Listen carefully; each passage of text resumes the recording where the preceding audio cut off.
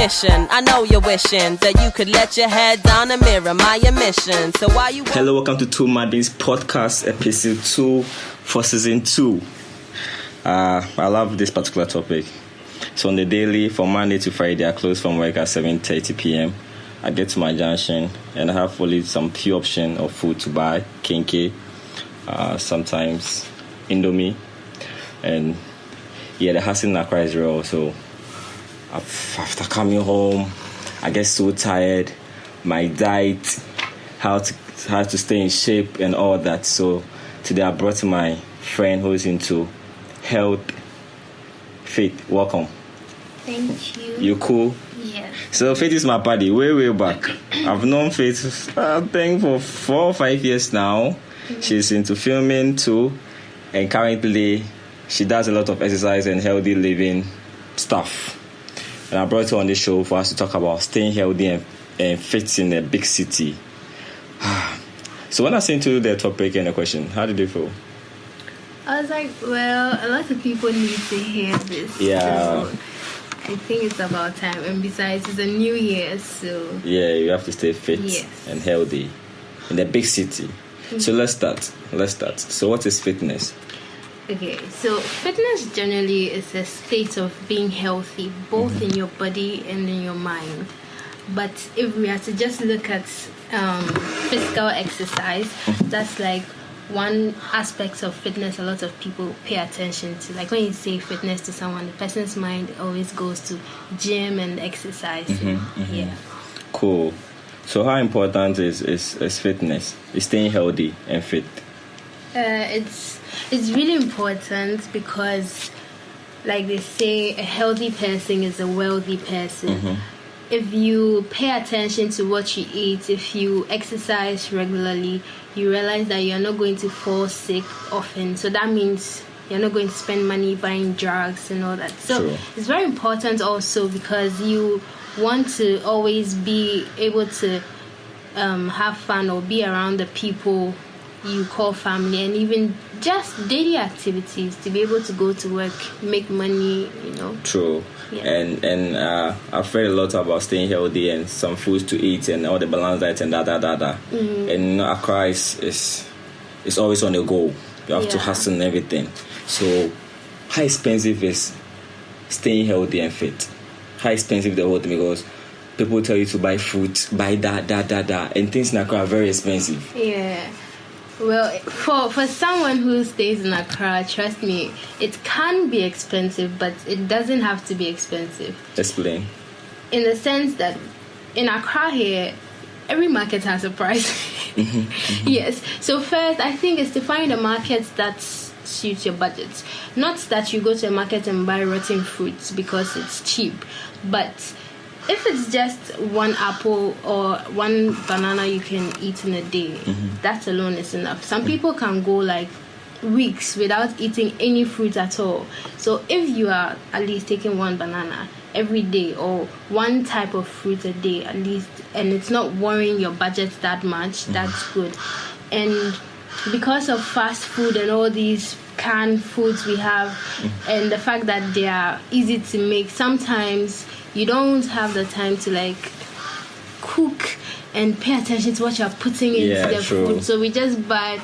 But to just stay healthy, I mean, sometimes when you look at the food you buy, you know deep within you that this food here, but my stomach ain't see, But sometimes we don't have to think like that. We have to think beyond that. It doesn't have to be expensive, You can still buy food from outside.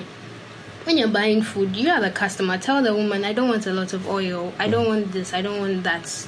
Just so that you cut down on certain things, oil, a lot of carbohydrates and all that. So, yeah. So with me, who closes from work around 7 o'clock, 7 p.m. in the evening, am I supposed to draw a whole plan for the week as to the food I'll buy on Monday, Tuesday, Wednesday, so the next week? Well, yes, you can. It's called meal prepping. If you can stick to it, that's the problem. Sticking to it is the problem. Like, you can actually have your health instructor or your dietitian draft a plan for you. They can draft it, but it's up to you to stick to it or not. But if you close late from work, probably depending on your schedule, if you can cook before leaving the house, so that when you're leaving work, you know in your mind that, oh, there's food at home, so I don't have to buy anything. At the end of the day, you're even saving yourself a lot of money. True. So yes, I think for people who close late from work, sometimes taking food along to work helps. Okay. So that whilst you're at work, you don't have to buy food. Sometimes too, you can't take food to work, but snacks, you can, instead of taking like maybe carbonated drinks, you can opt for an apple instead. So it's the little things that you do, the little choices that matters. Yes, that matters. So how can one make healthy food choices daily? Okay, so on a daily, if you're not losing weight or trying to gain weight, to make a healthy food choice, we all know that maybe too much oil is bad for you. It increases cholesterol. So it's a conscious effort. The whole fitness thing is a big deal. It's hard and easy at the same time once you get used to it. So on a daily, for me, what I tell people is sticking to a diet sometimes is difficult, but if you can do portion control. What is that? Portion control is where, like, instead of going to, when you cook yourself, serving like 4 ladles of rice, take maybe like 2. And then your stew, just a little, and then you take more vegetables compared to meat and stuff like that. So those little choices are like how you can make it a daily habit. Yeah. Okay, so it's a conscious effort. Conscious effort. With a low budget, can one follow a healthy eating routine, and how? Yeah, you can. With a low budget, I mean, sometimes sticking to a healthy routine when it comes to food is actually not going to buy new stuff or it's just the same things you eat, but this time you have to like rearrange everything. Like maybe you know that, okay, I eat too much white rice.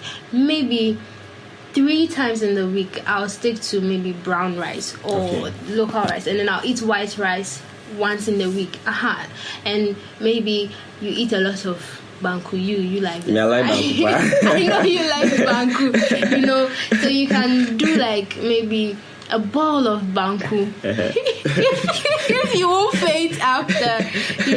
So what was the question? The question was with a low budget. Yes, so with a low budget, I mean, you don't necessarily have to drastically change going by. Yes. Just look at your old diet. Take out what you eat that is too much and then replace it with healthier things. So if you are eating so much meat, maybe you could replace it with vegetables. So yeah, it's really not expensive. Cool. I've seen a lot of your videos, exercising and all that. And this question, exercising on your own and going to the gym, which one is more effective and costless? Okay. So with the gyms also, we have gyms behind people's houses, and then we have the ones professional that ones. So sometimes when I meet a client, I just look at the person's budget. Going to the gym can be expensive, but it also doesn't have to be expensive. I always say that look at your budget. If you know in a month you can spare at least 100 cedis to go to the gym, where there will be a personal trainer to assist you, then that's fine. Okay. But now we have YouTube. There's a lot of apps out there you can download and just be at home with little or no equipment. Just exercise. It's about you having the will to actually start. That, okay, I'm going to get fit. I'm going to do this. Yes. But the gyms offer more advantage because there is someone there to keep you going. If you are working out at home, the distractions are there, but at the gym everybody is working out. Sometimes true. You even feel like you're competing with the person next to you. Like you push yourself. The personal trainer is there to keep you going. So it depends on what will work for you as the person. Okay. Some people actually don't like going to the gym because they don't want other people to see them.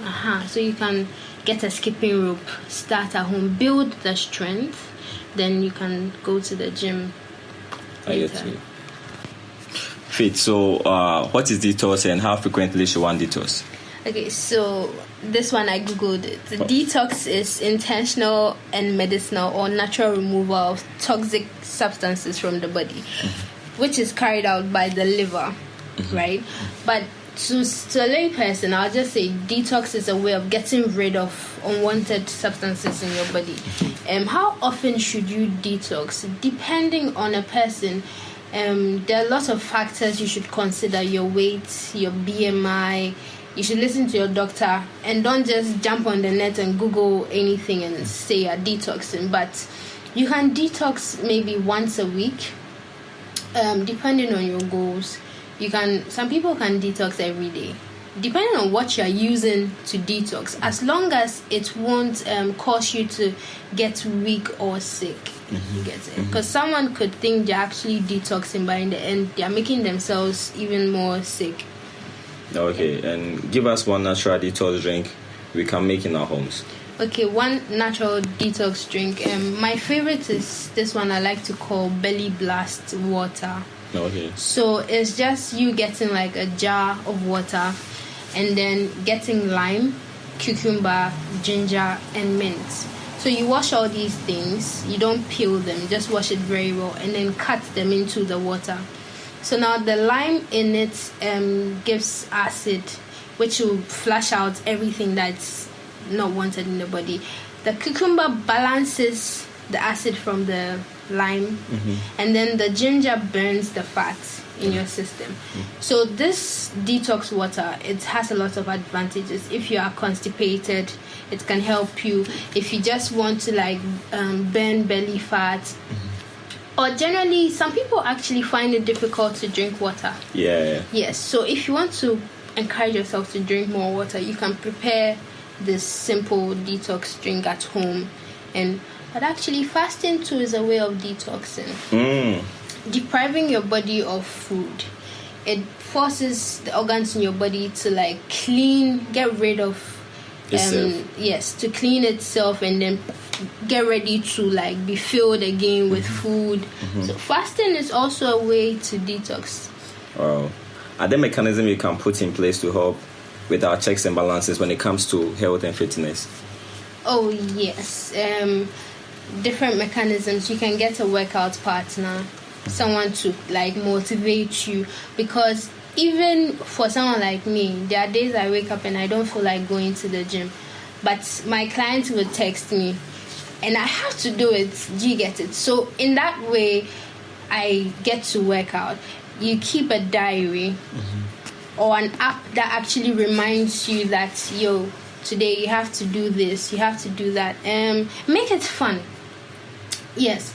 Sometimes going to the gym continuously can get very boring. So once in a while, why don't you go and work out at the beach or work out at home or just go to the stadium and run? All those things would make it easier for you to keep yourself in check, Sometimes to getting a workout plan helps. So today, today I'm working on my upper body.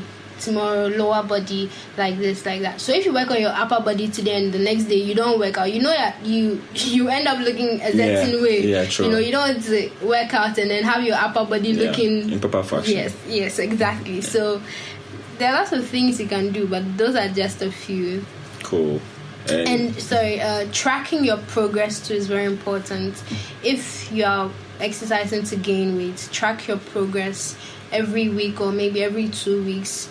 Is it healthy to gain weight? Oh yeah, some people actually need to gain weight. When you check your BMI, your body mass index, sometimes your BMI can show that you are underweight, but maybe on the outside you look okay. But for someone, I have been underweight before. I was experiencing lots of dizziness and headaches. That didn't make sense. I've eaten, but my head is still aching. So that was when I actually started this whole fitness thing. Got to know my BMI, and I was actually underweight. So for someone at that stage, you have to actually gain weight. You gain weight by eating right and exercising. So to gain weight or to lose weight, you still need to eat right and exercise. Yeah. The BMI, you have to check it on the When you go to the hospital, they there's a way to calculate it. Actually, I think your height and then your weight, they divide and do some stuff. And if you fall below a certain range, you are underweight. If you fall above it, you're obese. Cool. So there's a healthy range that you have to fall in. Before we go, let me ask you this question. Okay. When it comes to water, I have a friend. She hardly takes in water. People like that, how can I encourage them to? What are some of the processes that we can put them through that they love to drink water? You know, some people actually say the water has taste. So maybe she could change the brand of water she takes. But the healthiest option is to take fruit-infused water. Maybe if she loves apples and she doesn't mind carrying a bottle around, she can have her water in there with like 2 slices of apple in it. So it makes it sweet for her.